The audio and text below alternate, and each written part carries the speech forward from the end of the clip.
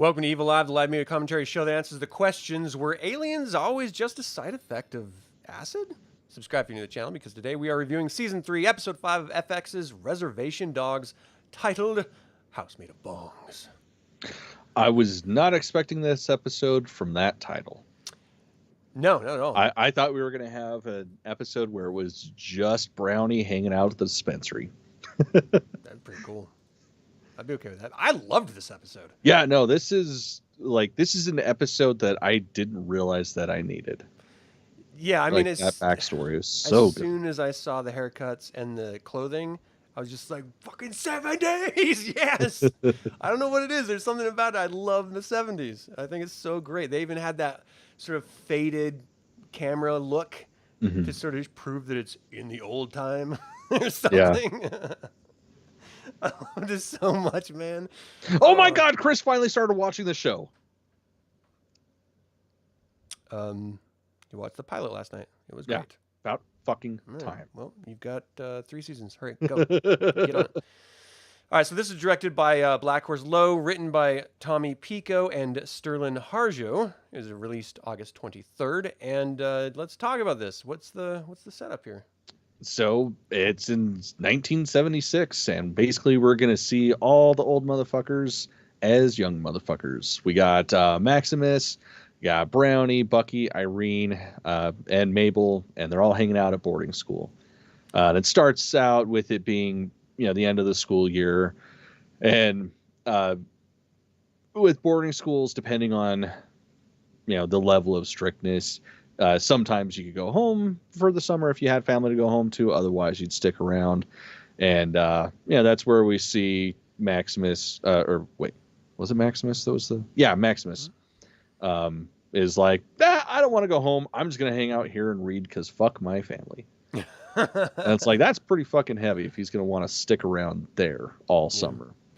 Well, I loved it because it's literally the film footage that we watched in episode 2 in real life. We watch him making that film, and so we immediately click in, okay, so we know who this is. This is the crazy alien guy. Yeah. And except now, because we saw that little snippet before, now we're actually sort of fleshing out this sort of backstory of this community. We don't really know why they split up when they split up, but I love that we're getting this. In episode 1, we saw the deer lady went to the same boarding school when it was, a really dark time. Yeah. Many, many years before. And now we're seeing the same place. So we're seeing the growth of the location and the evolution of the setting in the exact same way that we're seeing the evolution of the lore and the other people, like the generation before the generation that we're watching in the traditional episodes. Yeah. I love the heritage that they're showing and paying homage to, and it's something that, from the outside, I could just be an asshole idiot that doesn't know shit about shit. It just seems like they're continuing that tradition of honoring the people that came before them, which is, I don't know if it's a trope, but it seems like it's the behavior that a lot of tribes people do, is honor the people before them. And whether that's a trope or not, I like that I'm seeing it. I'm really digging it. Definitely. And they're doing a lot of drugs, and I think that's a lot of fun. So, yeah, exactly. A bunch of kids doing drugs. Like, how can you go wrong there? There's so many times in this episode where they're like trying to score or they're busting on each other. I'm just like, been there. I've been there. That's me. I did that. Me and my buddies were just like that. Even with I mean, this is totally. None of my kids ever watch this. Never mind. I'm not gonna say it. Yeah, it's like it's cool. We'll go. Yep. Yeah, I've had some good times, very similar to this show. Yeah. Though I will say, I think people who have never done acid think it's something that it's very much not. Like, people think you're gonna see creatures ready to step on you and little fairies floating around, and I have never once seen anything remotely like that. So maybe it's me, but I've had wildly different experiences than everyone else. If you go by something like this, where at the very end, an alien is literally standing in front of him. He's like, I'm just here to check on you. Yeah, I mean, there's harder hallucinogens you can do that'll do that. It's just weird. Yeah. I don't know. I've never, ever, ever seen that. Ever. Not once. which is weird. I think the only time I've ever seen like legit seen something weird was about 2.5 bottles of Dramamine. Ooh. I got chased around by gnomes. That was pretty intense. Like the gate size little demons.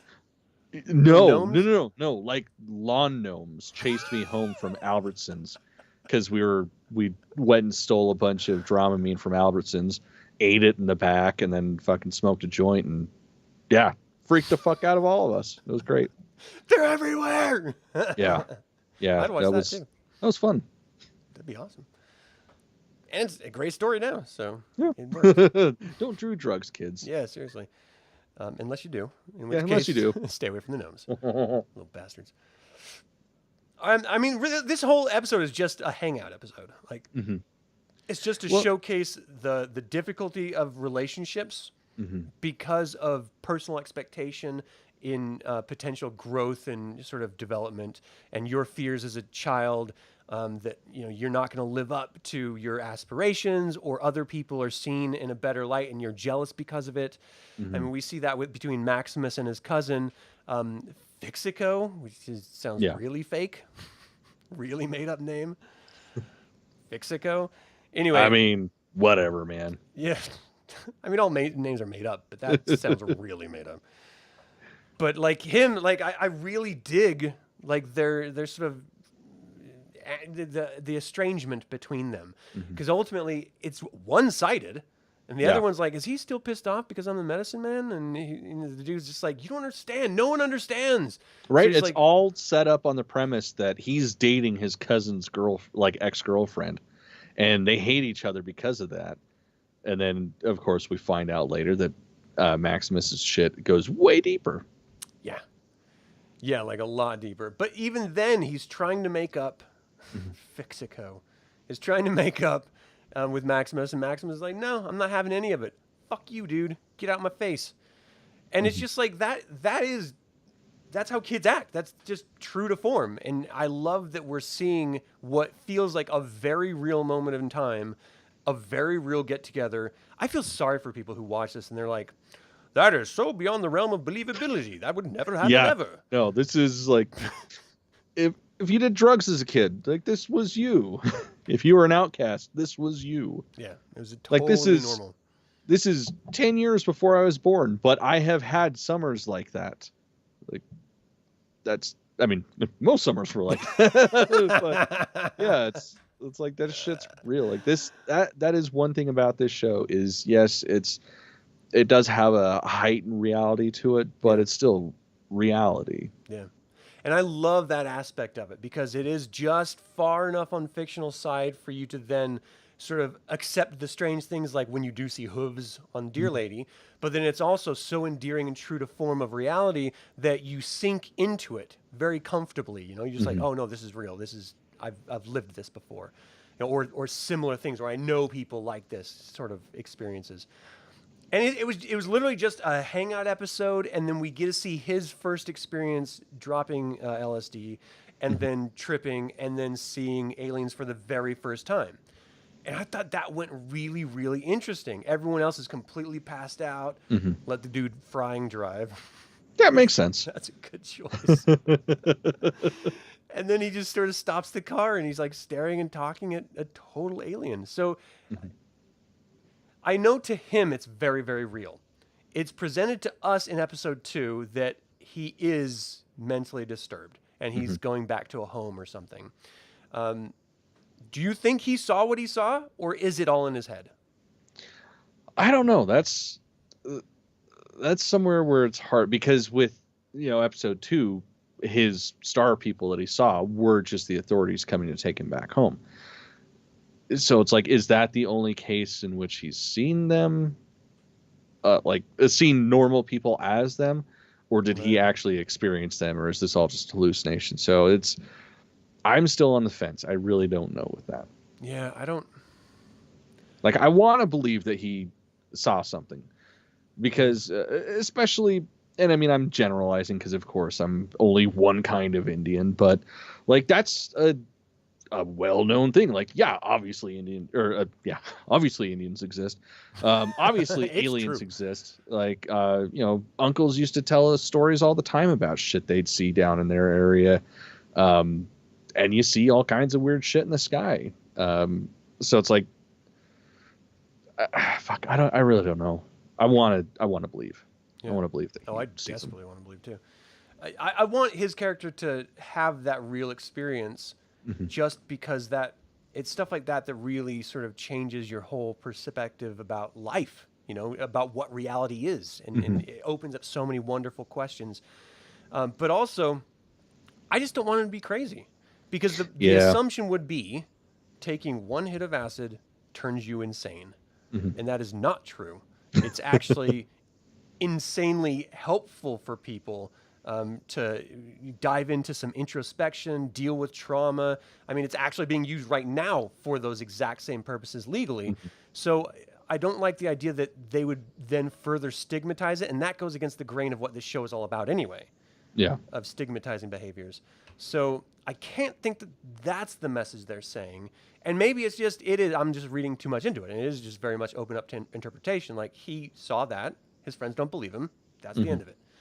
But I also want to believe. And just the fact that before the Industrial Revolution, before civilization in suburbs and inner cities propped up, your TV, because you couldn't work at night because it was dark, was the sky and stars. That was what you looked at night before you fell asleep, or what you communally gathered around a fire and you told stories and you observed. And that's how the ancient fucking civilizations knew all about planets and the solar system and everything before Catholics came over and burned and killed everyone, telling them it was all lies. So, like, it was a thing that was known because they had nothing but half of their lifetime to observe it. I mean, if we see strange things in the sky in the tiny windows that we can actually see the night sky, imagine when there's nothing blocking your view all the time. Like, of course you're going to see some insane shit. Yeah. I love it. I think it's great. I don't know. I just want an alien to come and see me. I agree. I don't even care what kind of alien. It could be ET. It could be species alien. I don't care. Yeah. I mean, we tried. We went to Skinwalker. We tried. Yeah. Apparently they don't like the smell of our asses. Bastards. I don't really know what else to say about this episode, because that was kind of it. It was very much a feeling type of episode. Like, it was all just trying to make you experience what he did that summer. But yeah, I mean, that was pretty much it. And we got to just see, all the elders in the show as kids. So that was fun.